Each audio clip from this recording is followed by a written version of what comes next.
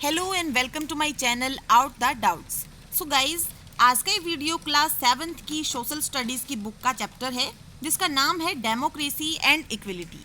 इसके 2 parts already मैं upload कर चुकी हूँ और ये इस चैप्टर का पार्ट 3 है। तो जिन बच्चों ने पार्ट 1 और 2 नहीं देखे हैं वो पार्ट 3 को देखने से पहले पार्ट 1 2 देख लीजिए ताकि आपको जो चैप्टर है वो थोड़ा क्लियर हो जाए। और आज की वीडियो में हम बात करेंगे केस स्टडी टॉपिक के बारे में। ओके स्टूडेंट्स, तो यहाँ पे हम पढ़ेंगे कि कोई सरला नाम की लड़की होती है, उसके बारे में। Sarla belongs to a poor family. जो सरला है वो बहुत ही गरीब परिवार से बिलोंग करती है, मतलब वो गरीब है। She works very hard as a clerk in office and gets a mere salary. अब वो जो है एक ऑफिस के अंदर क्लर्क के रूप में काम करती है और बहुत थोड़ी सी उसको सैलरी मिलती है, मामूली सा वेतन उसको प्राप्त होता है। She has always seen her parents struggling hard to make both hands meet and never enjoyed good food for clothes. उसने हमेशा क्या देखा है कि उसके जो पेरेंट्स हैं वो बहुत संघर्ष कर रहे हैं, किसके लिए? खाली अपने यहाँ पे बोथ एंड्स मीट का मतलब होता है खाली रोज़ाना की जो ज़रूरतें होती हैं, हमारी 2 टाइम की जो रोटी होती है उसके लिए भी वो बहुत कड़ी मेहनत करते हैं। कभी भी उन्होंने अच्छा भोजन नहीं खाया है और ना ही अच्छे कपड़े पहने हैं। She does not spend money on clothes और अदर नीड्स। वो कोई भी पैसा खर्च नहीं करती कपड़ों के ऊपर, ठीक है। और जो दूसरी जो उसकी ज़रूरतें हैं ना ही उनके ऊपर वो ज़्यादा जो है पैसे खर्च नहीं करती। एवरी मंथ, हर महीने, she saves a small amount and she wants to take her parents in a posh restaurant on their anniversary. अब यहाँ पे वो क्या करती है, हर महीने एक छोटा सा अमाउंट बचाती है, किसके लिए? अपने पेरेंट्स के लिए, क्योंकि वो चाहती है उसके पेरेंट्स की एनिवर्सरी पे, सालगिरह पे, शादी की सालगिरह पे वो उनको कहाँ पे लेके जाए? एक बहुत ही अच्छे रेस्टोरेंट में खाना खिलाने के लिए लेके जाए on the day of the anniversary. और यहाँ पे जब एनिवर्सरी का डे आता है तो उस दिन क्या होता है? She surprises her parents. वो अपने पेरेंट्स को क्या करती है? सरप्राइज कर देती है by taking them to one of the best restaurants of the city. अपने पेरेंट्स को शहर के सबसे अच्छे जो है रेस्टोरेंट में ले जाके, तो उसके जो पेरेंट्स हैं वो सरप्राइज हो जाते हैं एकदम से एट द एंट्रेंस। और जब वहाँ पे जो एंट्रेंस होती है, जहाँ से एंट्री करनी होती है रेस्टोरेंट के अंदर, वहाँ पे क्या होता है? The security guard looks at their cheap clothes. जो सिक्योरिटी गार्ड होता है वो क्या देखता है? उनकी सस्ते कपड़ों को देखता है जो उन्होंने पहने हुए थे, and tells them to leave. और उनको कहता है कि वो वहाँ से चले जाएं।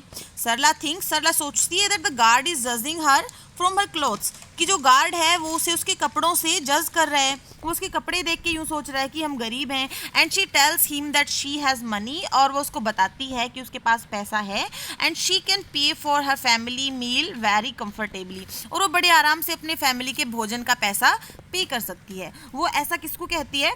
सुरक्षा गार्ड को कहती है। टू हर सरप्राइज, लेकिन उसके लिए बहुत हैरानी की बात तो क्या थी कि द सिक्योरिटी गार्ड रिप्लाइज, जो सिक्योरिटी गार्ड है वो उसको उत्तर देता है, जवाब देता है that the restaurant is only for the rich and influential people. जो रेस्टोरेंट है वो सिर्फ अमीर और जो प्रभावित, मतलब बिल्कुल जाने माने जो लोग होते हैं उनके लिए है। And they will not appreciate the poor people sitting in the same hall. और अगर गरीब लोग अगर उसी हॉल में बैठेंगे उनके साथ तो उनको अच्छा नहीं लगेगा। ऐसा किसने कहा? सुरक्षा गार्ड ने कहा।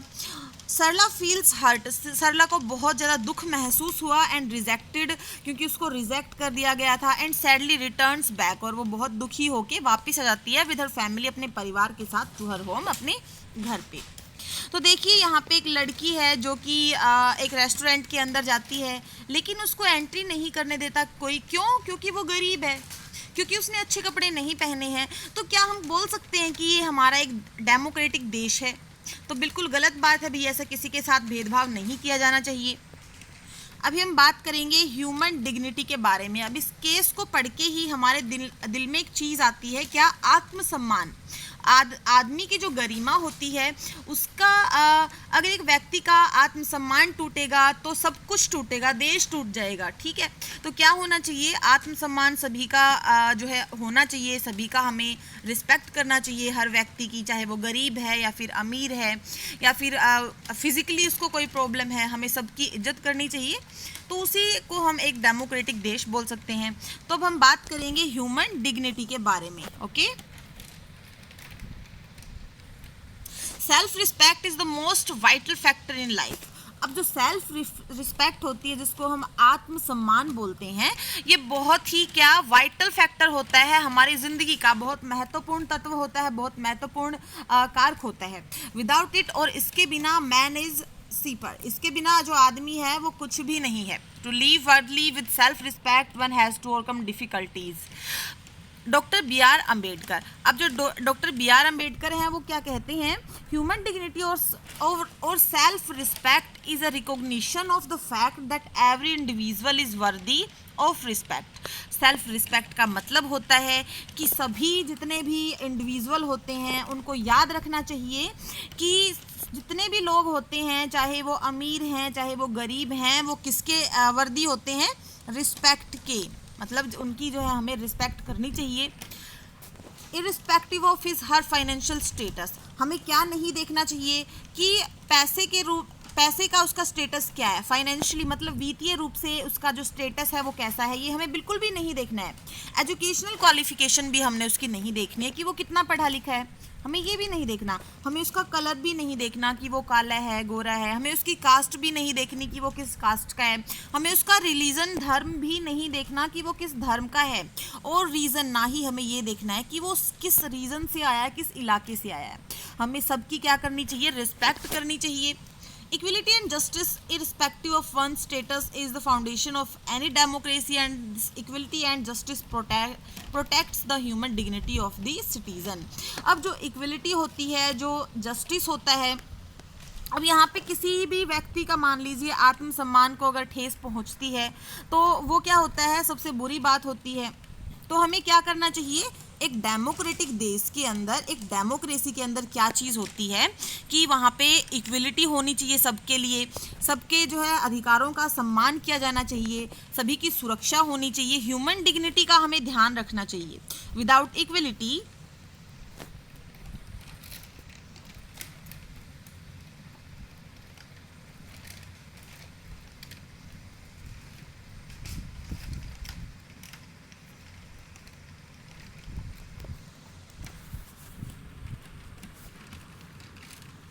गाइस कोई टेक्निकल प्रॉब्लम की वजह से कुछ सेकंड्स यहाँ पे मूवमेंट नहीं हो पाई थी, तो हम चैप्टर को आगे पढ़ते हैं। Equality is one of the biggest pillars. अब जो इक्विलिटी है जिसको हम समानता बोलते हैं, जो समानता है वो सबसे बड़ा पिलर होता है, थंब होता है किसका, डेमोक्रेसी का।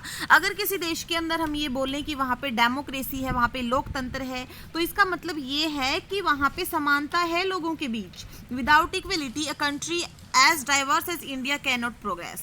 और बिना समानता के हमारे भारत जैसा देश, जहाँ पे क्या देखने को मिलती है, हमें विविधता देखने को मिलती है, अलग अलग कास्ट के, रीजन के लोग हमें यहाँ देखने को मिलते हैं, तो हमारे भारत देश जैसा देश बिना इक्वलिटी के क्या नहीं कर सकता, प्रोग्रेस नहीं कर सकता। When people of different caste, religion, backgrounds और culture are put on the same platform and treated equally, the dignity of the people is enhanced and it leads to the unity of a country. अगर किसी देश के अंदर, जैसे कि हमारा देश है, क्या किया जाए, कास्ट को, रिलीजन को, उनकी बैकग्राउंड को, मतलब उनका जो पीछे से उनका जो घर है वो अमीर है गरीब है इस तरह का, उनकी कल्चर को अगर हम ना देखें और सभी को एक ही प्लेटफॉर्म पे लाया जाए, उनके साथ समान व्यवहार किया जाए, तो क्या होगा, हम उनकी लोगों की डिग्निटी बढ़ेगी, गरिमा बढ़ेगी, और एक देश के अंदर यूनिटी आएगी, एकता आएगी, और देश विकास करेगा। A democratic government of the people by the people and for the people has set of guidelines framework called constitution. अब यहाँ पे क्या होता है कि डेमोक्रेटिक जो गवर्नमेंट होती है वहाँ पे क्या होता है कि लोगों की सरकार होती है, लोगों के द्वारा बनाई गई सरकार होती है। तो डेमोक्रेसी के अंदर क्या होता है, मैंने आपको पहले बताया कि वहाँ से एक तरह से वहाँ पे जो जनता है वो ही सरकार होती है, वो खुद अपना जो है शासक चुनती है, उसको पूर्ण स्वतंत्रता होती है अपना शासक चुनने की। मान लीजिए पीएम मोदी हैं हमारे, अगर हमें उनका काम पसंद नहीं आता है तो हम बोल सकते हैं कि भाई हमें मोदी का काम पसंद नहीं आ रहा है, वो अच्छा काम नहीं कर रहे हैं, बेरोजगारी बढ़ रही है, तो हम नेक्स्ट टाइम क्या करेंगे, हम मोदी को हटा के दूसरा शासक ला सकते हैं, हम सभी को पता है। तो यहाँ पे डेमोक्रेसी इस चीज़ को हम बोलते हैं। और जो अगर इन चीज़ों को साथ में अगर जोड़ दिया जाए तो एक कॉन्स्टिट्यूशन का निर्माण होता है, मतलब संविधान बनाया जाता है इन सभी चीज़ों को साथ में जोड़ के। This framework or written constitution of India defines the rule of law for a country that ensures equality of the citizens of India. अभी जो फ्रेमवर्क है उसको कॉन्स्टिट्यूशन के रूप में लिखा जाता है, जो क्या करता है, रूल ऑफ लॉ, कानून के रूल निर्धारित करता है हमारा कॉन्स्टिट्यूशन। हमारा कॉन्स्टिट्यूशन हमें ये बताएगा कि हमारे क्या अधिकार हैं, हमारी क्या ड्यूटीज़ हैं, हमें किन किन कानूनों का पालन करना है, ठीक है। और सभी के लिए वो जो कानून होंगे वो क्या होंगे, बिल्कुल एक जैसे होंगे। अगर प्रधानमंत्री किसी का मर्डर करता है तो उसको वही सज़ा मिलेगी। अगर कोई बिल्कुल साधारण सा कोई पीजेंट किसान वगैरह भी अगर किसी का मर्डर करता है उसको सेम सज़ा मिलेगी। सेम अधिकार सब लोगों के पास होते हैं। तो इस तरह से जो हमारा कॉन्स्टिट्यूशन है वो क्या करता है, सभी को समान रूप से लेके चलता है। It is the fundamental rights of all the citizens to protect their dignity and no one can violate it. अब यहाँ पे एक फंडामेंटल ये राइट होता है, ये अधिकार होता है लोगों को कि वो अपनी डिग्निटी की क्या करें, रक्षा करें, और दूसरा कोई भी इसको उनसे नहीं छीन सकता।